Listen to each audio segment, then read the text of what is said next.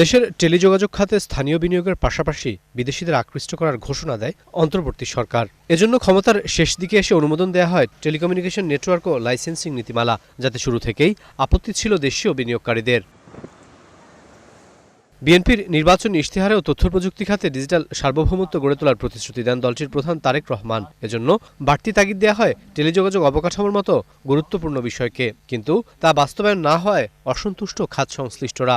Major যে প্রবলেমগুলো আছে সেগুলো আসলে আমাদের ক্ষেত্রে না বসে এটা যদি আবারও এটা অ্যাপ্রুভ হয়ে যায় বা এটা যদি যেটা খসড়া দিয়েছিল সেখানে দেখেছি যে এখানে ফরেন ইনভেস্টমেন্টের একটা বিশাল একটা অঙ্ক এখানে আছে। ফরেন ইনভেস্টমেন্ট যদি আসে, তারা যদি এই লেয়ারগুলোতে কাজ করতে পারে, তাহলে এখন যারা কাজ করছি আমরা এখানে সেই 5 লাখ এমপ্লয়ি তারা কি করবে?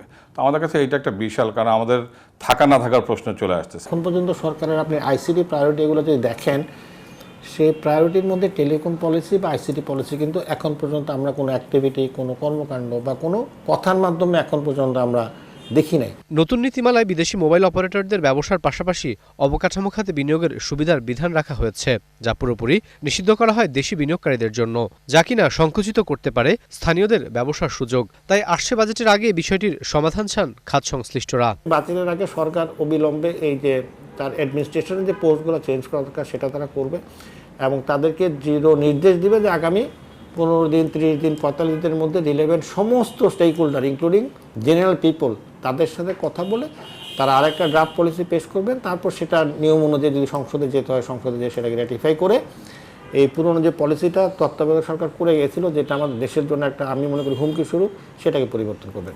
ইন্টারনেটের যে ভ্যাটের এখন 5% সুবিধা দেওয়া হচ্ছে, সেটা হয়তো বা উইথড্র করে নেওয়া হতে পারে এবং আবার প্রিভিয়াসলি 15% ভ্যাট আসতে পারে। আমরা আশা করছি যে ওনারা স্টেক হোল্ডার একটা মিটিং করবে, কিংবা আমাদের অ্যাসোসিয়েশন কিংবা পার্সপেক্টিভ যে অ্যাসোসিয়েশনগুলি আছে কিংবা স্টেক হোল্ডার আছে, ওনাদের সবার সাথে বসে রিভিউ করবে। সবশেষ 2024-25 অর্থবছরে টেলিকম খাত থেকে সোয়া 2000 কোটি টাকার উপরে রাজস্ব আদায় করে সরকার। চলতি অর্থবছর এই লক্ষ্যমাত্রা পৌনে 4000 কোটির উপরে।